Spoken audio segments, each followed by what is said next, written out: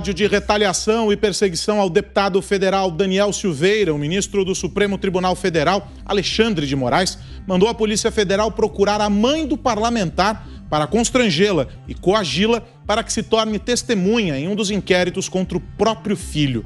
A denúncia foi feita pela própria mãe, uma idosa de 62 anos, e pelo advogado do deputado, Paulo Faria. Além de ir até a casa da senhora, uma escrivã da Polícia Federal enviou mensagens ao celular pessoal da mãe de Silveira para pressioná-la ainda mais.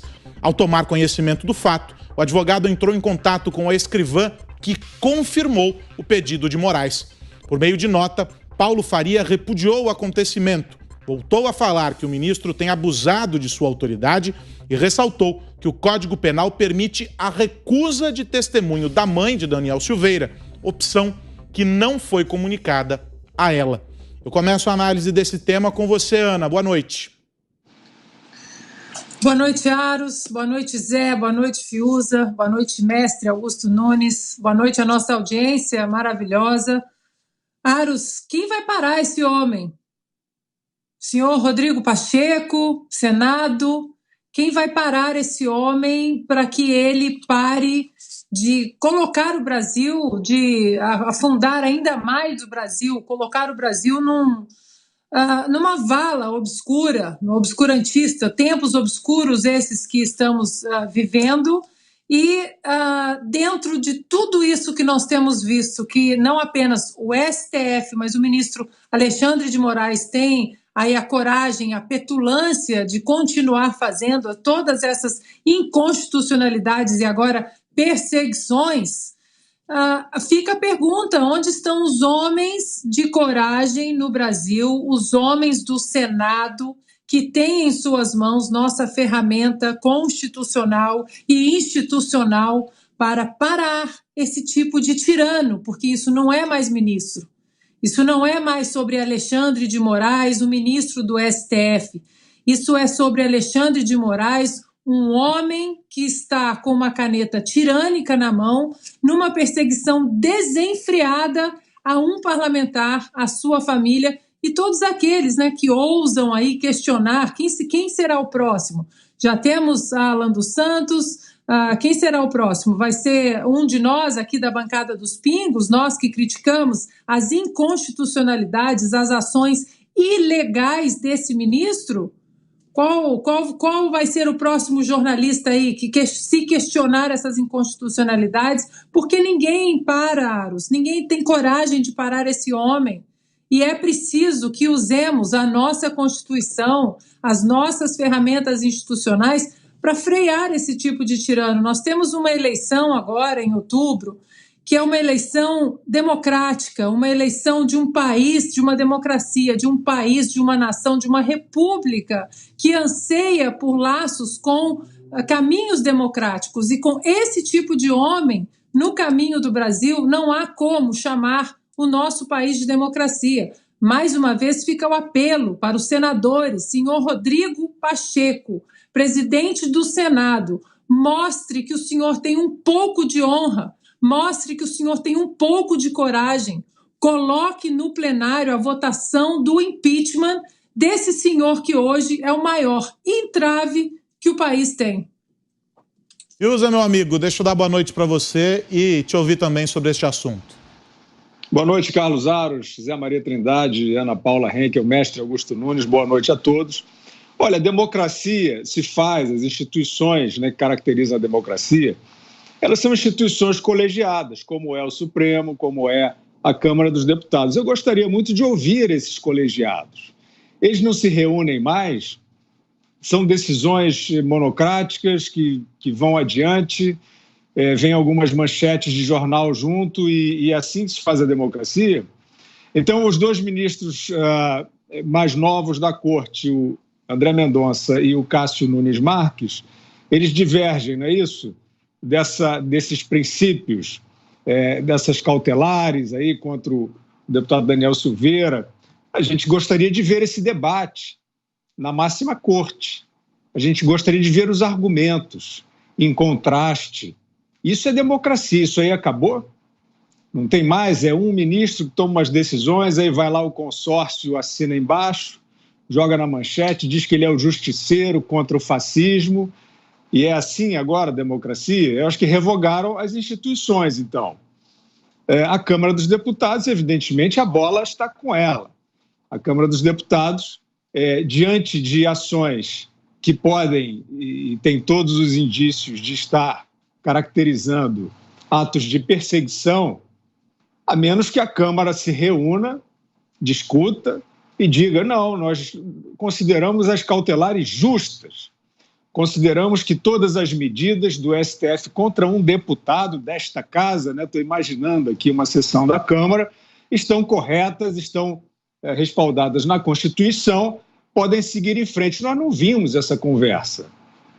Nós não vimos o exame dessa nova decisão para o uso da tornozeleira eletrônica, por exemplo.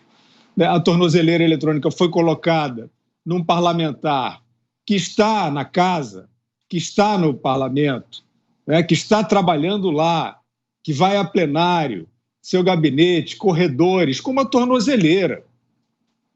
A Câmara dos Deputados está com uma tornozeleira eletrônica no pescoço e uma mordaça na boca, enquanto ela não fizer o seu papel, que é se reunir e deliberar, como eu estava dizendo no início do comentário, os colegiados da democracia, as instituições colegiadas, o amplo debate transparente. Enquanto isso não acontecer, evidentemente, um homem sozinho pode achar que tem todos os poderes da democracia nas suas próprias mãos. Boa noite, José Maria Trindade. Pois é, muito complicado esse assunto e o Supremo já não tem mais aquela unanimidade, viu? Muito boa noite, Carlos Aros. Muito boa noite, meu caro compadre Augusto Nunes. Boa noite, Fusa. Muito boa noite a Ana.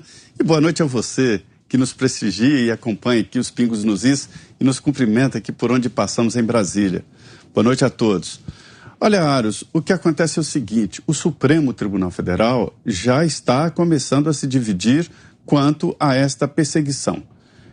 Eu ouvi pelo menos 2 ministros, dizendo desta dificuldade do Supremo em lidar com esse debate político e não um debate jurídico. O Supremo está sendo chamado para uma vitrine, para um debate que não é dele. O Supremo, os ministros foram talhados, e esta é uma frase do presidente, Luiz Fux, para discutir juridicamente e não politicamente. Até porque perde o debate. O Supremo não tem horário eleitoral, não tem representação nos estados e não tem deputados no Congresso Nacional para a defesa. E aí fica muito difícil. E quando se é candidato, às vezes, se candidata também para defender uma ideia e se defender, sabendo que não será eleito, mas pelo menos apresenta publicamente teses e defesas. E o Supremo não tem isso. Essa dificuldade está sendo sentida, mas mesmo assim, o grupo de ministros, esse grupo tradicional, permanece apoiando o ministro Alexandre de Moraes. E agora destacam 2 ministros, que foram indicados pelo presidente Jair Bolsonaro, exatamente os novos ministros, o André Nunes e o Cássio Nunes e o ministro André. Qual é a dificuldade agora? É mostrar ali ao Supremo Tribunal Federal e a ministros do Supremo que não se pode fechar em corporativismo para o próprio Supremo, O voto do ministro Cássio Nunes foi muito bom. Ele diz lá, com todas as letras, de que não existe um crime descrito na legislação brasileira, nem no Código Penal, nem na Constituição, que possa justificar a prisão do deputado. Não se pode justificar. Olha, o Daniel Silveira, ele é preso por um crime que não existe, segundo o ministro Cássio Nunes. E mais, ele critica a multa. Ali no voto dele, ele mostra que em 2 dias de multa, o deputado Daniel já estaria comprometendo mais do que o salário líquido mensal que ele receberia na Câmara dos Deputados.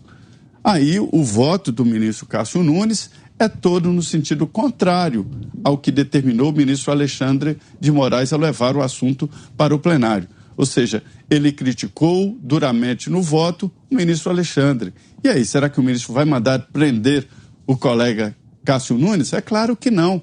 É apenas um debate de ideias, né? E agora a gente vê pelo menos 2 ministros não entrando no que parece um sindicato já no Supremo Tribunal Federal. A extrapolação deste inquérito de trazer para o Supremo Tribunal Federal o poder de mandar prender ou não por um crime de opinião fica muito mais evidente de que está além da lei, né, no caso de envolver parentes do deputado. Já foi um ponto fora da curva, em vez de uma ação do Supremo de processo, uma multa de R$15 mil por dia contra um deputado que recebe 30 mil brutos. 30 mil brutos, né? Então, a gente vê que, pelo menos no plenário do Supremo Tribunal Federal, já não existe mais esta unanimidade pró-Alexandre de Moraes. Mestre, boa noite. Boa noite, meu amigo Carlos Aros, meu irmão Guilherme, minha querida parceira Ana Paula, meu compadre Zé, boa noite a você que nos acompanha. Até moleque que briga na porta do colégio, ou brigava, sabia que não se põe a mãe no meio, né? Até moleque. Mas chegaremos lá. O Alexandre de Moraes está empenhado em impedir que o deputado Daniel Silveira exerça o mandato e, sobretudo, que seja reeleito deputado ou eleito senador pelo Rio de Janeiro. É disso que se trata. O resto é pretexto. O resto é lei inventada, inventa o flagrante perpétuo, inventa o crime de atos antidemocráticos sem caracterizá-lo, e assim, por aí vai. Agora ele ultrapassou todos os limites. Vai ultrapassar mais alguns, mas ultrapassou os que já tinha ultrapassado, o que não é pouca coisa. Vamos lá. Eu, desde os 8 anos de idade, por ser filho de político, que também era advogado, eu acompanho os mais ferozes processos judiciais envolvendo campanhas políticas e as mais ferozes também campanhas eleitorais. Eu nunca vi nada parecido ao que acaba de fazer o Alexandre de Moraes. Convocar a mãe para depor num inquérito ilegal que envolve o filho, mas ainda que não fosse ilegal, é proibido e ele sabe disso. A mãe, o parente próximo, ele pode se recusar. Dizer, não vou depor, não posso depor, não quero depor. A lei é claríssima, de novo. E ele, no entanto, intima a mãe sem explicar. Quer dizer, não dá aquela explicação clássica que se vê em qualquer filme americano. Né? O senhor está preso e não precisa falar nada, pode ficar em silêncio, tem direito de chamar um advogado e dar aquelas informações básicas. Nem isso eles fazem. É preciso que o advogado descubra e, como o próprio advogado diz, numa das correspondências ali, desenhe para o Alexandre de Moraes, que sabe disso aí. É deliberado. Esse tipo de técnica eu só vejo só vi até agora usado pela máfia, por exemplo, e por organizações criminosas que ameaçam a mãe, os filhos de alguém, os parentes, a mulher. Isso é coisa de mafioso.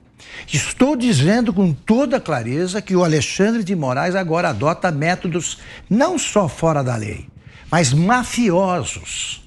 O que ele está fazendo é parecido com extorsão. Tá? É um tipo de pressão criminosa que não pode ser tolerada.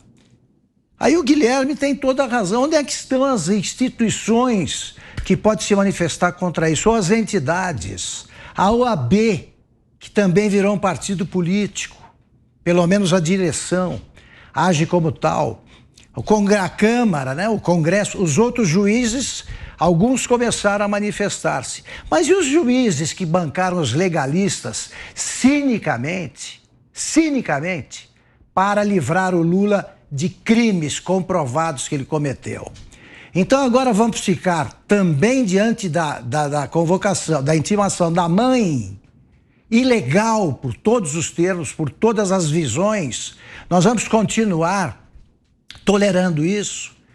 Quer dizer, onde é que está aquela entidade prerrogativas que defende bandido, né, e é a favor da condenação de inocentes?